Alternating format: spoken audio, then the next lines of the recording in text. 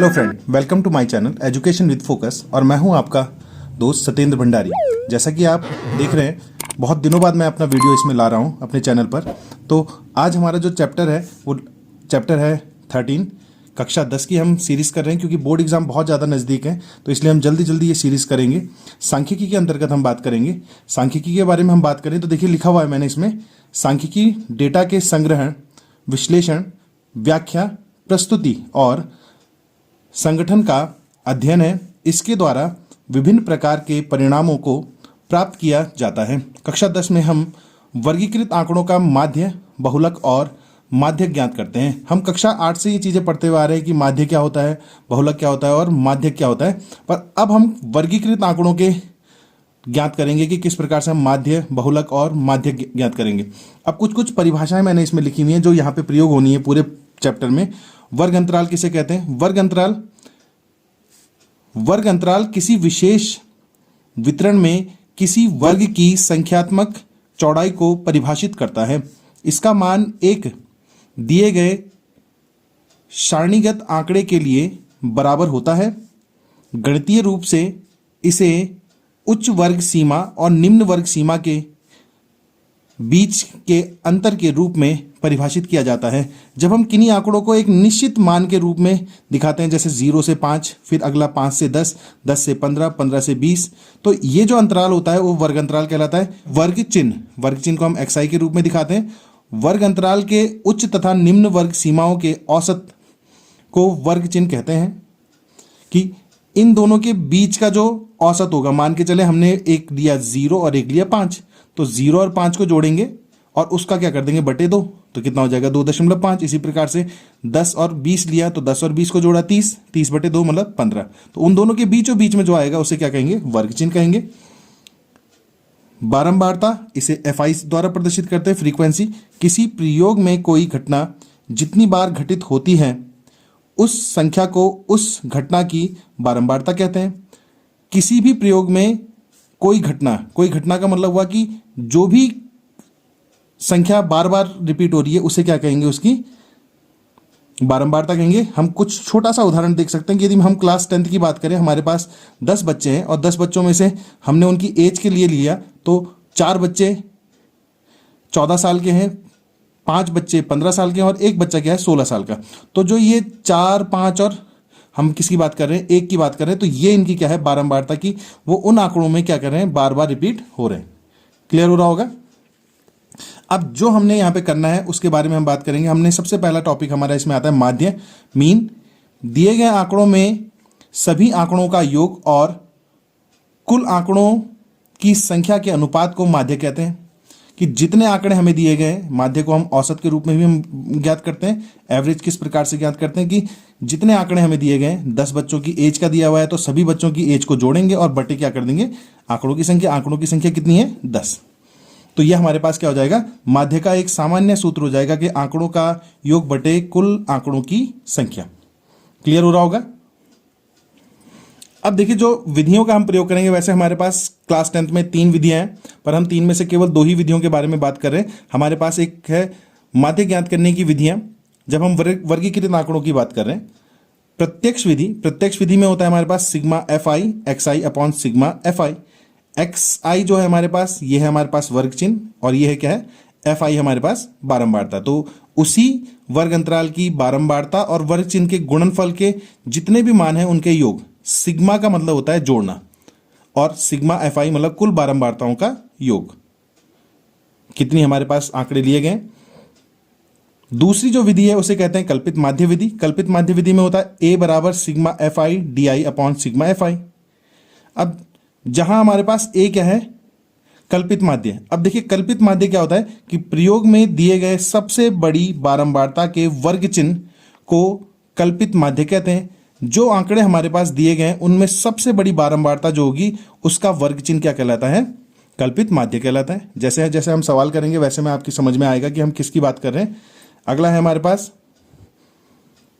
FI बारंबारता, D, यहाँ पे D आ गया, यहाँ पे XI था हमारे पास और यहाँ पे क्या है, D। तो D हमारे पास होता है विचलन मतलब XI माइनस A, वर्ग चिन्ह माइनस जो इसकी हमने क्या निकाला हुआ है, कल्पित माध्य। हम प्रत्येक वर्ग अंतराल के वर्ग चिन्ह में से क्या करेंगे, उसके कल्पित माध्य को घटाएंगे। तो ये डी आ जाएगा और सिग्मा एफ आई डी आई जो होगा वो एफ आई डी आई के सभी मानों का योग होगा। तो ये ध्यान रहे। अब दिमाग में ये बात आती है कि प्रत्यक्ष विधि और कल्पित माध्य विधि, दो दो विधियों का करना क्या है। जब हमारे पास आंकड़ों के मान बड़े होंगे उस स्थिति में हम कल्पित माध्य विधि का प्रयोग करेंगे, और जब हमारे पास आंकड़े छोटे छोटे होंगे तो उस विधि में हम सामान्य रूप से प्रत्यक्ष विधि का प्रयोग करते हैं। पगवादा विधि भी होती है, परंतु तीन तीन विधियों का प्रयोग हम नहीं कर रहे, दो ही विधियों से हम सारे सवालों को हल करेंगे। तो चलिए स्टार्ट करते हैं, ज़्यादा समय ना गवाते हुए एक्सरसाइज को। देखिए, जो पहला सवाल है हमारे पास प्रश्नावली 13.1 का, इसमें हम केवल माध्य को ज्ञात करेंगे। विद्यार्थियों के एक समूह द्वारा अपने पर्यावरण सचेतना अभियान के अंतर्गत एक सर्वेक्षण किया गया, जिसमें उन्होंने एक मोहल्ले के 20 घरों में लगे हुए पौधों से संबंधित निम्नलिखित आंकड़े एकत्रित किए। प्रति घर माध्य पौधों की संख्या ज्ञात कीजिए। अब ये कुछ आंकड़े दिए हुए हैं कि पौधों की संख्या 0 से 2। अब जो ये हमारे पास 0 से 2, 2 से 4, 4 से 6 ये दिए हुए हैं, ये हमारे पास वर्ग अंतराल है, क्योंकि इनके बीच का सभी का वर्ग अंतराल क्या होगा, मान क्या होगा, बराबर। और जो इसकी उच्चतम सीमा होगी वो दूसरे में निम्नतम होगी। आप देख रहे होंगे यहाँ पे 2 ऊपर है तो यहाँ पे नीचे आ गया, यहाँ पे 4 ऊपर है तो ये नीचे हो गया। और ये उनके पौधों की घरों की संख्या की कितने घरों में इस इतने इतने पौधे लगे हुए हैं। तो माध्य ज्ञात करने की किस विधि का प्रयोग कर रहे हैं, तो ये आंकड़े छोटे हैं तो इसमें हम सामान्य विधि जो हमारे पास है जिसको कहते हैं हम प्रत्यक्ष विधि का प्रयोग करेंगे। चलिए स्टार्ट करते हैं। देखिए, मैंने इसमें पूरी सारणी बनाई हुई है। जब हम प्रत्यक्ष विधि का प्रयोग करेंगे तो उसमें उस समय हमारे पास 4 कॉलम बनाने पड़ेंगे इस प्रकार से, और जब हम कल्पित माध्य विधि का प्रयोग करेंगे तो उसमें एक और बढ़ जाएगा। तो जब हम करेंगे तो उसमें कर लेंगे। देखिए, मैंने लिखा हुआ है जो पौधों की संख्या उसे वर्ग अंतराल, घरों की संख्या वो बारंबारता, वर्ग चिन्ह, इन दोनों के बीच का अंतर। अब देखिए, इन दोनों के बीच का अंतर हमारे पास कितना है, 2। और 2 का यदि हम आधा कर दें तो कितना होता है, 1। 1 इसमें जोड़ दीजिए तो कितना हो जाएगा, 1। या 3 और इसको जोड़े तो 2 और 4 6, 6 का आधा कितना होता है, 3। इसी प्रकार से देखिए 2 2 का अंतर है तो अगला क्या हो जाएगा, 5। इन दोनों के बीच में हम देखें तो अगला हमारे पास जो आएगा वो आ जाएगा 7। यहाँ पे हमारे पास आ जाएगा 9, यहाँ पे हमारे पास 11, और ये हमारे पास आ जाएगा 13। आप देख सकते हैं कि इन दोनों को जोड़ना है और उसका आधा कर देना है। क्लियर हो गया होगा। अब एफ आई और एक्स आई को क्या करना है, गुणा करना है। तो इन दोनों को गुणा किया तो 1 गुणा 1, 1 एकम 1, 2 3 6 हो गया, 1 5 एकम 5, 5 7 पंजे 35 हो गया, 9 गुणा गया 6, 9 छक्का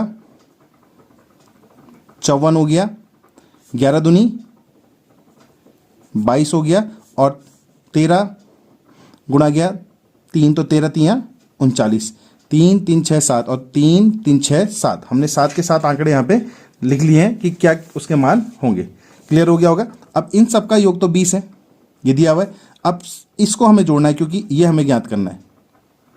अब इन सबको जोड़ें यदि तो हमारे पास 1 और 6 कितना हो गया, 7, 7 और 5 12, 12 और 35 को जोड़े तो हमारे पास कितना हो जाएगा, 47, 47 और 4 को जोड़ा तो हमारे पास कितना हो गया, 51, और 51 और 50 कितना हो जाता है, 101, 101 और 22 123 हो गया हमारे पास, और 123 और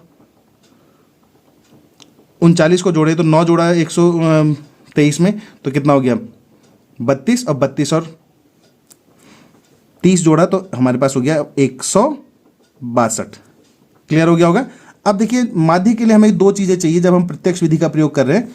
तो एक तो हमें चाहिए सिग्मा एफ आई, इसका मान है 20, और दूसरा हमें सिग्मा एफ आई एक्स आई, तो इसका मान हमारे पास जो निकला हुआ है वो है 162। माध्य का सूत्र होता है सिग्मा एफ आई एक्स आई अपॉन सिग्मा एफ आई। वैल्यू पुट कर दीजिए यहाँ पे 162 अपॉन 20। 20 का भाग देते हैं तो 20 गुणा 20 का भाग देंगे तो 20 8 160, 2 बचा, दशमलव हुआ, 20 हुआ, और यहाँ पे क्या आ गया, 1। तो फाइनली हमारे पास आ गया कि प्रति घर माध्य पौधों की जो संख्या है वो हमारे पास आ जाएगी एक पौधे प्रत्येक घर में है, और इस प्रकार से हम वर्गीकृत आंकड़ों को ज्ञात कर सकते हैं। ये वर्गीकृत आंकड़े की कितने के अंतराल में कौन सी चीजें आ रही होंगी। क्लियर हो गया होगा। सेकंड क्वेश्चन देखिए कि किसी फैक्ट्री के 50 श्रमिकों की दैनिक मजदूरी के निम्नलिखित बंटन पर विचार कीजिए। अब ये दैनिक मजदूरी के बंटन दिए हैं कि 500 से 520 कितने प्राप्त कर रहे हैं, 12, 520 से 540 14। ये हमारे पास कुछ आंकड़े दिए हुए, और इसमें हमें क्या निकालना है कि एक उपयुक्त विधि का प्रयोग करते हुए इस फैक्ट्री के श्रमिकों के माध्य दैनिक मजदूरी ज्ञात कीजिए। अब यहाँ पे माध्य दैनिक मजदूरी ज्ञात करनी है, और आंकड़े हम देख सकते हैं कि बड़े हो चुके हैं। तो इस प्रकार के आंकड़ों के लिए हम क्या करेंगे, कल्पित माध्य विधि का प्रयोग करेंगे। तो चलिए स्टार्ट करते हैं इसको। देखिए हमारे पास जो आंकड़े दिए हुए हैं 500 से 520 12, 520 से 540 यहाँ पे दे रखे हैं हमारे पास 14। तो हम इन्हीं आंकड़ों के आधार पर इसको क्या कर रहे हैं, हल कर रहे हैं। तो इसमें स्टार्ट करेंगे।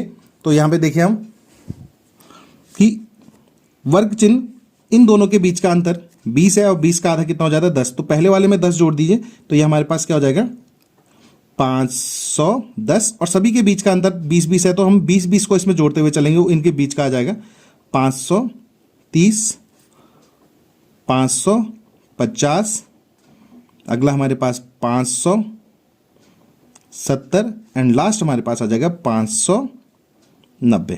क्लियर। अब हमें विचलन वाले से करना है, तो उसके लिए हमें ए की आवश्यकता है। ए होती है सबसे बड़ी बारंबारता। सबसे बड़ी बारंबारता क्या है, 14। 14 के सामने वाला जो होगा वो क्या कहलाएगा, ए। अब प्रत्येक कंडीशन में हमें क्या करना है, वर्ग चिन्ह में से ए को घटाना है। मतलब हर बार किसको घटाना है, 300। हर बार किसको घटाना है, 530 को। तो 510 में से 530 गया, तो यहां पे तो केवल 20 बचेगा माइनस का। 530 में से 530 गया, ये हमारे पास 0 हो गया। अगले उसमें देखें तो यहाँ पे हमारे पास 550 में से 530, अब ये प्लस में आ जाएंगे, ये हमारे पास 20 हो गया। 570 में से 530, फिर हमारे पास 40 हो गया, और 590 में से 530, तो ये हमारे पास 60। तो ये देखिए जितने का अंतर था वो उतने से हम बढ़ते जा रहे हैं, और 0 से ऊपर माइनस में उतने में। अब इसका टेबल यदि हम देखें तो 20 को 12 से 12 दूनी 24, तो माइनस 200, 40 हो गया। 0 के साथ इसको करेंगे तो ये 0 हो जाएगा। 8 दूनी 16, 160, ये हमारे पास है। 6 चौको 24, 240 हो गया, और 6 दशम की 60, मतलब ये हमारे पास 600। अब इन दोनों को हमें जोड़ना है, क्योंकि ये तो कुल 50 है, ये हमें पता है। इन दोनों को जोड़ें तो माइनस इससे ये दोनों कट गए, क्योंकि ये -240 है और ये +240। तो इन दोनों को जोड़ा तो यहाँ पे हमारे पास हो गया 760। क्लियर। अब इनकी वैल्यू देखिए, ए हमने यहाँ पे निकाल दिया है। ए हमारे पास है 530, जिसकी बात कर रहे हैं। एफ आई का मान 50 जो यहाँ पे निकला हुआ है, और ये हमारे पास है 760। क्लियर। माध्य का जो सूत्र होता है कल्पित माध्य विधि से, उसमें होता है A plus sigma F I D I upon sigma F I. जितनी बार आप लिखेंगे उतना आपके आंसर क्या होंगे, क्लियर होते रहेंगे। तो ये हो गया 530 प्लस 760 अपॉन 50। इस 0 से ये 0 कटा, 530 प्लस, अब 5 का पहाड़ा करते हैं तो 5 एकम 5, कितना बचा, 2, 26 हुआ। 26, 5 पंजे 25, 1 बचा, दशमलव हुआ, 5 दूनी 10। ये क्लियर हो गया। अब इन दोनों को आप जोड़ दीजिए, तो आपको प्लस करना आना चाहिए। ये इकाई का है और ये इकाई का है, इन दोनों को आपस में जोड़ेंगे तो 0.2 तो अपनी जगह पे ऐसे ही रहेगा। 0 और 5, 5, 3 और 1, 4, और यहाँ पे हमारे पास क्या आ गया, 5। क्लियर। तो ये हमारा इसका आंसर आ जाएगा कि 545.2। ये इतनी मजदूरी प्रत्येक, हम बात कर सकते हैं कि औसत जो मजदूरी होगी, जिसको हम माध्य मजदूरी कह रहे हैं, वो हो जाएगी 545.2 रुपये। तो इस प्रकार से हम इन सवालों को करेंगे। होप्स आप लोगों की ये समझ में आया होगा कि किस प्रकार से हमने इन सवालों को किया है। यदि आपकी समझ में आया है और आपको ये कारगर सिद्ध हो रहा है, तो जल्दी जल्दी से आप वीडियो को लाइक करें, शेयर करें और सब्सक्राइब जरूर कर दें चैनल को, जिससे ऐसे ही वीडियो आपके लिए आने वाले समय में ला पाऊँ। और स्टूडेंट्स, मैंने इसमें पहले के आपके पुराने 10 साल के वीडियो भी बनाए हुए हैं, यदि आप उनको भी देखते हैं तो आपको बोर्ड पेपर में बहुत ज़्यादा मदद मिलेगी। तो इसी चैप्टर की नेक्स्ट सीरीज़ के लिए आपको मिलते हैं। Okay, bye.